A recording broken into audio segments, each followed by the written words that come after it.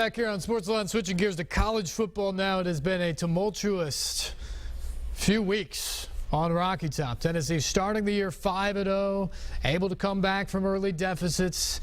The huge win against Florida to break through, the Hail Mary victory at Georgia, then even the close double overtime loss at Texas A&M after the incredible comeback. But then a blowout loss to Alabama, the bye week, and an inexplicable loss Saturday night at South Carolina, 24-21, where the Vols just frankly didn't look ready to show up. That maybe isn't that new in this season, where they've struggled throughout first halves all year, but this time they were unable to summon anything in the second half. Jalen Hurd, a no-show in the second half, perhaps injury-related. Some people report that he took himself out of the game, and afterwards, Tennessee players very frustrated by the effort, by the dedication of some people on the team. They had a team meeting on Sunday night, and Monday morning it was announced that Jalen Hurd had told Butch Jones that he was leaving the program and will transfer to another school. This is a guy that is leading the Volunteers in rushing for the third straight season. He's an NFL-type draft pick.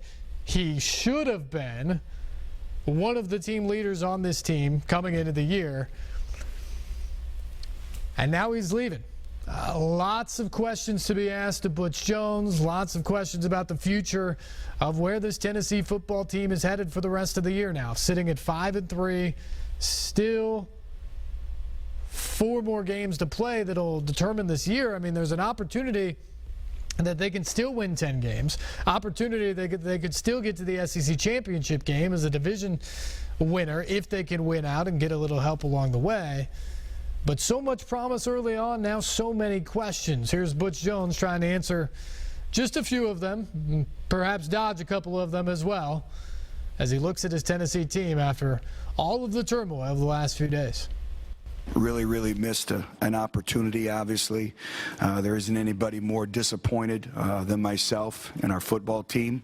But it's a new week, a new opportunity, working to be 1-0. Looking back at it, again, it gets back, I say it every week, but complimentary football in all 3 phases, consistency and performance. There were some positive things to build on, but again, just consistency in, establishing drives, explosive plays, tackling, getting off the field on 4th down, converting 3rd downs. But there's still a lot of football left to be played, and we're still playing meaningful games, and that's very important. And I've liked this team's approach so far, and you can tell by the by what their temperament is after the game. And there's a lot of individuals that hurt.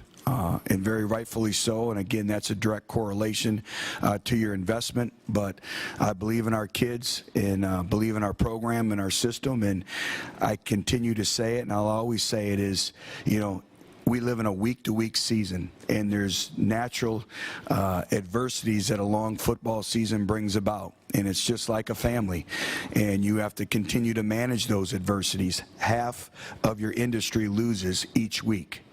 So you have to keep things in perspective, and the thing you can't do is you can't be overwhelmed by the emotion of a loss like that. You have to work to get better. You have to correct it. I said all the things about that and regarding that Saturday night, but you have to learn from it and move on and make sure that you're better for it and correct the deficiencies and the mistakes and make sure they don't ever happen again. But, football season is made up of adversities, just like life. We always say football's life, just sped up a lot faster. So how do you manage that? How do you manage it from your competitive character and your character? So, we'll bounce back. We'll have a great week. We have a great test. Coach Satterfield has done a great job with that football program. They play exceptionally hard, and it's all about us, and it's working to be 1-0. I know there's a lot of talk out there. I met with Jalen Hurd this morning, and we had a conversation, and we have a great relationship. And Jalen has informed me that he intends to transfer, and I support him on that. And, I'm very thankful for everything that he's done for our football program, but it's all about our football program and our football team and moving forward from this point forward. So I'll answer any questions you may have. Oh, one other thing before I do, I know it's going to come up. Shy Tuttle. We've lost Shy Tuttle for the year, and I feel really feel for that young man. He worked so hard to get himself back in the playing condition and worked so hard and so diligently in the training room. And he's had a knee injury, and so he'll miss the rest of the season. And he'll be going through rehab throughout the course of spring practice, and we'll see how it goes. But I love him to death, and it's very unfortunate. It's part of that adversity that we talk about in a football season. So I wanted to make sure you had that update. Rick Russo said, Butch, the situation with Jalen, is it a byproduct, Butch, of the losses and what's happened this season with regard to injuries, etc., or is it something that the young man has been thinking about for a while, and do his teammates possibly perceive that as quitting? Well, I think it's a combination of a long football season, been contemplating that, and I don't want to speak for Jalen. There's a lot of things that go into that decision, and I guess the only thing I'll say is I value our relationship and have a lot of respect for that young man and wish him nothing but the best. I'm just one more on Hurd. Is some of the, I guess, unhappiness he's feeling, like, were there promises made to him at some point with some schematic changes that just didn't occur?